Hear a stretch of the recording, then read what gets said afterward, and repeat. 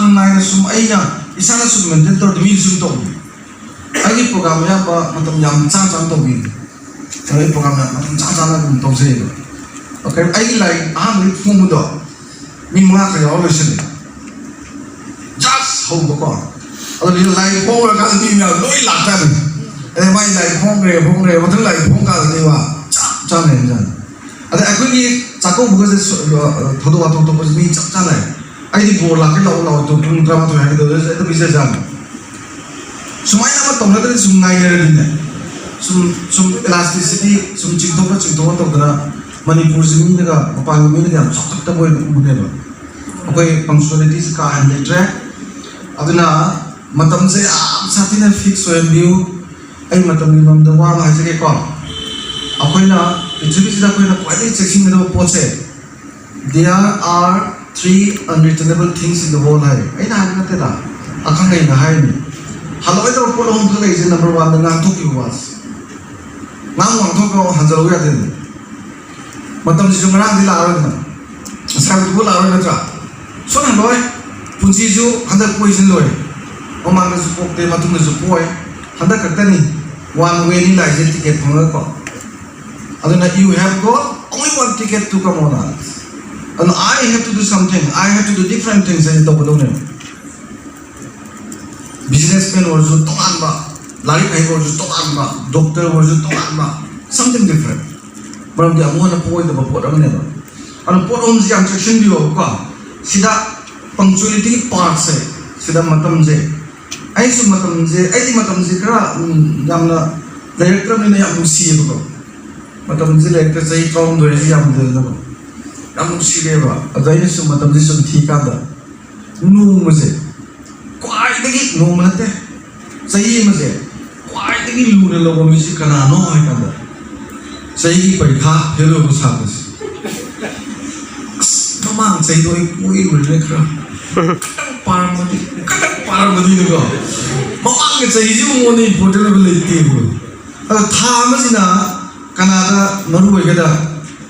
Macaga, pui na popong ang jadraba, yung na zo, cibon ngana raba, lakay na zo, di ngana raba, mazo ay te kapsa raba, may no padro zo, payap yay mo raba, lupise, sa itara mo kumasa puksa raba yung pala, man miro na ba, as, masin nung ay pasiti ko, at ka sumiro na tasi sumiyama ba, ni panso ka na lay sa kanya ng mango, mapanso ni hindu nilo ko, makapadag ay so nilo.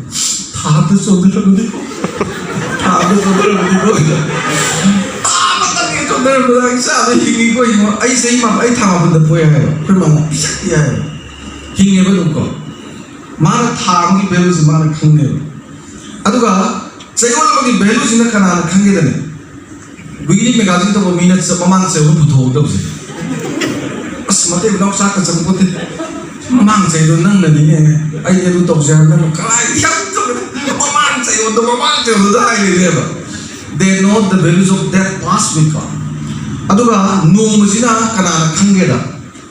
Jail le bumi hai pharsi tu orang yang bumi itu. Nange, orang macam pharsi tu orang yang orang siapa yang mana? Hai, no maksudnya orang tu le values itu as dua besar ni.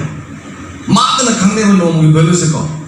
Aduga, pulang mai values na kana khange dah. Train miso bumi. Yang train apa dia mana? Delhi tu pandangan nak pakai tu traffic tu kan bertar hai, kalau train cak hele bro. Masih tu mata sah. Macam nak kerja dah, macam isi mesum kerja tu. So that he understand the values of such art. Aduga, minit sih nak kana khange dah. Accident tu minit khange dah. Minit apa bertak betul bertengai dah buat tengai dah. Minit sih mana khange bagi importance ka. Second sih nak kana khange dah.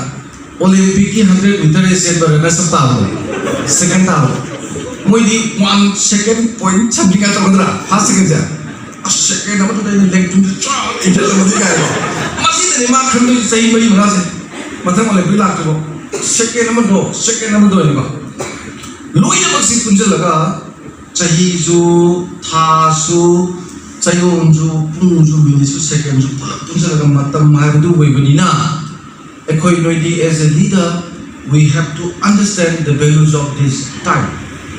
matamgi values understand topse aduna culture ni aina sigi values understand to kanda akoi organization itself se loina ma understand to markani ada moi ki culture ni ga ambaje ne ke kula to da Phaito Life group to they are very punctual, they are very sincere, they are very simple guys, they are very hard working guys.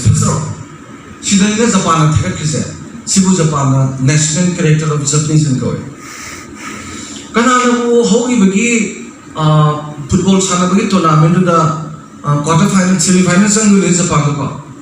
Ada just mission jengna moi podra.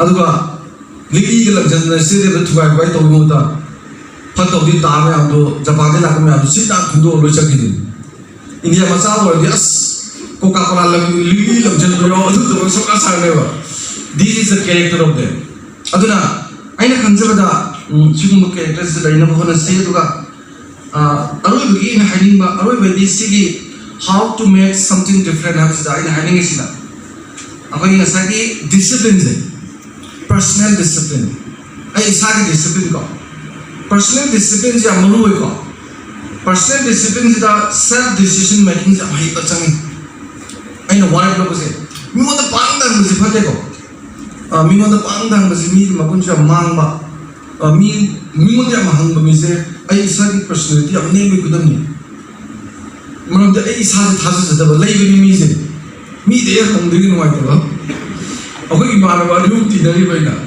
as hanggang pa masa chawong boy mo na hanggang aday na yung mga chawong mo doon na umingo na mitato ko umoy mo na hanggang doon siya ko yung pangito yun nang ona hanggang pensa din nga that means decision making sidi ay isa na ito ko ado decision nila ko matanda yung inupi ang imay pa wait tanaw yan kasi pwede ba once decision nila ko hong mo suya din ado mai para beto ta aduga isa se problem solver ba any problem is solve to yang lambo ga damne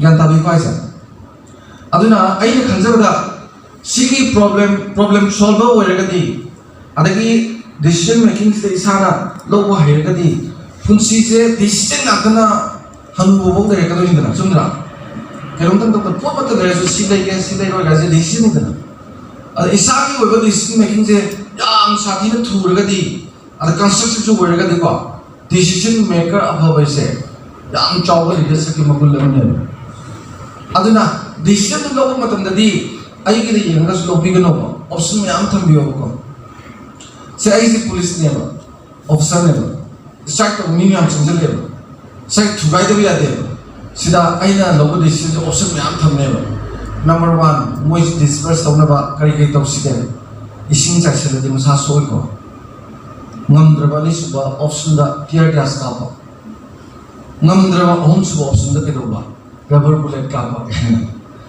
mata ke hen lagta koi mi je tara ko so tra sigala ba light bullet ka ba ga se ma ge alternative source me am thamai ne ba aduga adu tawlo on decision lo ko ne ba option में हम ले लो नहीं option ले इतना decision में क्या लो गया का अगर self discipline in मनुंगा decision making is very much important का अगर अनिश बुदा कोई की कहना से self confidence है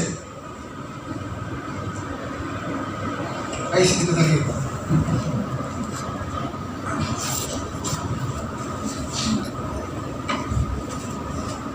self confidence है self confidence वाला दी self decision लोगों में अगर मी ले बने बा मसा confidence और अब ज़्यादा और leadership का दी self confidence ले तो भी आते आई दी हम ले confidence का नो मैं और मनी आई ना आप सब काम में तो उसे इतना तो बात से सब नहीं उन्हों तो इतना तो बड़ा इंसान यहाँ नाम भाई ना फ्रांस से बजे आई दी लाइक सुन नंगे बनी ना इमस्टी जो मनपुस्ती दा कॉलेज जो सकल ले नंगे दस मनपुर कॉलेज दा अदेगी दी हाई स्कूल अदेगी एलपी जो शेराय बदल लोई तो रे बुरा का पायला करो अदो आई ना PhD कोई बगा यूनाइटेड नेशंस वहाँ में चले अदे वहाँ का फ्रेंड्स दा इंटरनेशनल कॉन्फ्रेंस में चले आई दी दिल्ली बुक चलती है बिल्कुल आज गुवाहाटी बुक चलती है बिल्कुल है सर ꯑꯩꯗꯤ ꯏꯇꯣꯝꯗ ꯁꯦꯜꯐ ꯀꯟꯐꯤꯗꯦꯟꯁ ꯌꯥꯝ ꯋꯥꯡꯉꯦ ꯑꯗ ꯌꯧꯔꯒꯕ ꯑꯩꯅ ꯏꯁꯥꯅ ꯃꯦꯀꯥꯅꯤꯖꯝ ꯈꯔ ꯁꯦꯝꯃꯦ ꯏꯟꯗꯤꯌꯥ ꯆꯠꯀꯗꯕ ꯃꯤꯒꯤ ꯒꯦꯠ ꯅꯝꯕꯔꯁꯤ ꯑꯗꯨꯒ ꯈꯪꯗ꯭ꯔꯁꯨ ꯄꯟꯖꯥꯕꯤ ꯀꯣꯏ ꯌꯦꯞꯄ ꯃꯤ ꯂꯩꯔꯦ ꯃꯅꯥꯛꯇ ꯆꯪꯍꯟꯕ ꯏꯟꯗꯤꯌꯥꯗ ꯑꯣꯏꯕꯅꯤꯀꯣ ꯏꯟꯗꯤꯌꯥ